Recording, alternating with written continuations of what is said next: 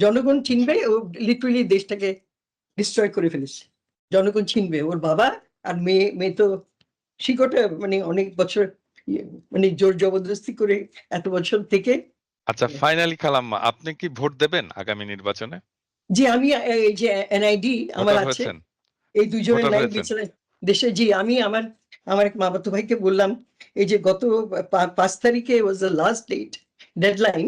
তো আমি বললাম যে ভাই আমাকে আমার এনআইডি দিয়ে আমাকে একটু এনরোল করেন। তো ইনশাল্লাহ 12ই ফেব্রুয়ারিতে আমি ভোট দেবো ইনশাল্লাহ, ওই অনলাইন আর কি, ইনশাল্লাহ, ইন্টারন্যাশনাল। ইনশাল্লাহ। জি, আচ্ছা, আমি কি এক প্রশ্ন জিজ্ঞেস করতে পারি? মানে যদিও এটা খুব এটা জিজ্ঞেস করাটা ঠিক হবে কিনা, আপনি জেনারেল উত্তর দিয়েন।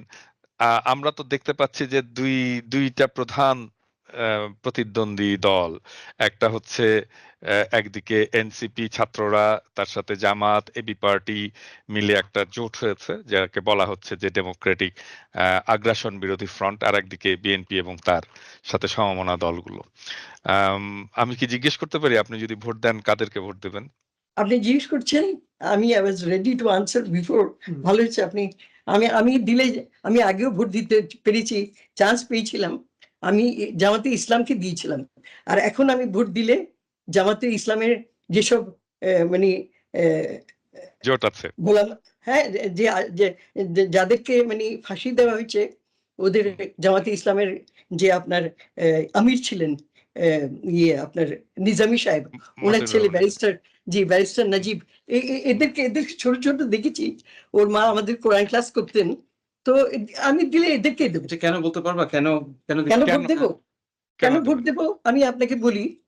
আমি মনে করি যে দেশে যারা সত্যিকারের আল্লাহকে বিশ্বাস করেন, ওরা দেশে যদি মানুষের কে ওদের হক, ওদের বেসিক যেটা right, food, shelter and clothing, এটা যদি এনশোর করতে চায়, তাহলে মানে একজন একটা এমন একটা পার্টি আসা দরকার যারা আল্লাহকে বিশ্বাস করে, ওরা মুত্তাকি, দে আর আল্লাহ কনসিয়াস, ওরা কোনো কারাপশন বা এগুলো করবে না। এই জন্য আই উড লাইক টু জামাতকে আমি সাপোর্ট করবো, এন্ড আই থিঙ্ক অনেক দ্যাট ইজ দ্য অনেকে পার্টি। তো বলতে পারে, অনেকে তো বলতেই পারে যে আপনার হাজবেন্ড একজন খুবই নামকরা মুক্তিযোদ্ধা ছিলেন, এবং এই মুক্তিযুদ্ধের বিরোধিতা করছিল জামাত ইসলাম, সেই জামাত ইসলামকে কেন আপনি ভোট দেবেন?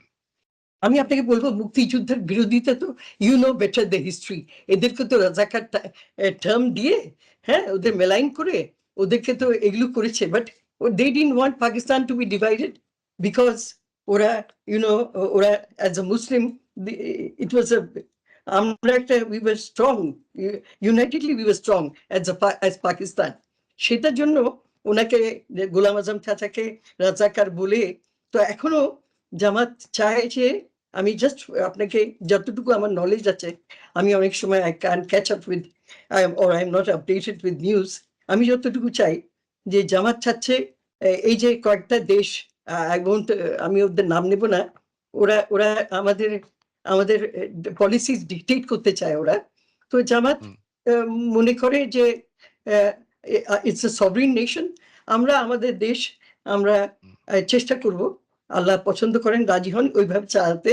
দিস হোয়াট ইট ইজ, যে জামাতি যেন আসে, এটাই। তবে আল্লাহ ভালো জানেন কি হবে। This is one party I trust. আমি আর যদি বাকিরা আসে, এভরিবডি হ্যাজ আ রাইট, অনেক ভালো লোকও আছে অন্য পার্টিতে। আচ্ছা, এরা এটা যদি, আপনি তো বললেন আপনি কাকে ভোট দেবেন। যেহেতু আপনার সাথে একটা হিস্টোরিক রিলেশন আছে, ধরেন আন্ধা হাফিজের রিলেশন আছে। আন্ধা হাফিজ 75-এর 15ই আগস্টে একটা ঘটনা ঘটতে যাচ্ছে এবং সেই ঘটনাটা সফল হবে, এইটা আপনার মাধ্যমেই তিনি কর্নেল ফারুককে বার্তাটা পাঠিয়েছিলেন। আম, তো আমরা যদি মনে করি আর কি, আপনার কাছ থেকে যদি আমরা শুনতে চাই যে আপনি কি দেখেন আগামী নির্বাচনে কারা জিতে বাংলাদেশের ক্ষমতায় আসতে পারে? আমরা একটা একটা ধরেন লাইন টানলাম আন্ধা হাফিজের থেকে আজকে পর্যন্ত। আন্ধা হাফিজের সেই উত্তরাধিকার নিয়ে আপনি কি আজকে প্রেডিক্ট করতে পারেন যে কারা ক্ষমতায় আসতে পারে বাংলাদেশে? আমি আমি আমি আসলে I can't predict, though I know that খুব আনরেস্ট চলছে। ইলেকশনটা ভালোভাবে হয়ে গেলে তো ভালো। তবে আপনাকে যেটা বললাম, we would like some sincere মানে কি বলবো, কিন্তু আপনার কোনো মনে অনেকের থাকে না যে আমার মনে হচ্ছে এইটা হতে পারে, এরকম কি মনে হচ্ছে আপনার কোনো সেন্স হচ্ছে যে এইটা হতে পারে, ক্ষমতায় এরা আসতে আমার পারে আমার মনে হচ্ছে? যেমন ধরেন আমি মনে করতাম সবসময় যে হাসিনা থাকবে না, হাসিনা জি, পড়বেই। হ্যাঁ, আচ্ছা, এটা আমার খুব স্ট্রং বিলিফ ছিল। হ্যাঁ, জি, কিভাবে পড়বে, কি কোন প্রসেসে পড়বে সেটা আমি হয়তো পুরোটা জানতাম না, ওটা বুঝতে পারিনি, এটা কেউই জানতো না, কিন্তু পড়েছে। তো সেই রকম ধরেন আম, আমারও একটা স্ট্রং বিলিভ আছে যে এই নির্বাচনে কি হতে পারে। আমার একটা স্ট্রং বিলিভ আছে, আমি এটা বলছি আপনি না কি এখন। একটু বলবেন আমাকে, শেয়ার করবেন আপনার কি আমি বিলিফটা? আই উড লাইক আমি টু নো। আমি আমি অনেক আগে থেকে আমি অনেক আগে থেকেই বলা শুরু করেছি, অনেক আগে থেকে এটা হয়তো আম, অনেকেই খেয়াল করেছে, আমি আমার এপিসোডেও বলেছি যে আই ডোন্ট সি যে বিএনপি ক্ষমতায় আসছে, আমি এটা দেখি না।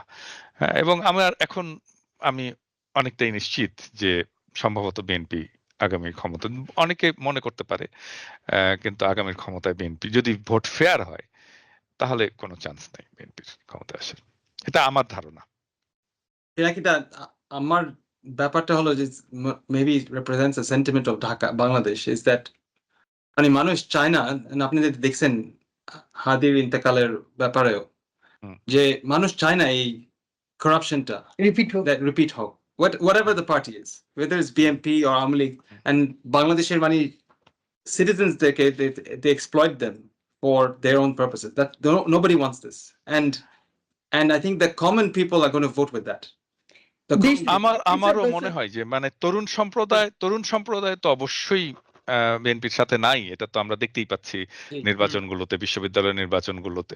এবং সাধারণ মানুষও তারা তারা তো দেখেছে, এই দুটো দলকেই দেখেছে, আওয়ামী লীগ বিএনপি জাতীয় পার্টি, এদের শাসন দেখেছে। এখন তারা সম্ভবত নতুন কোন শক্তিকে চায়, একটু ট্রাই করে দেখতে চায় যে আসলে দেখি তারা যেটা বলছে সেটা তারা ডেলিভার করতে পারে কিনা।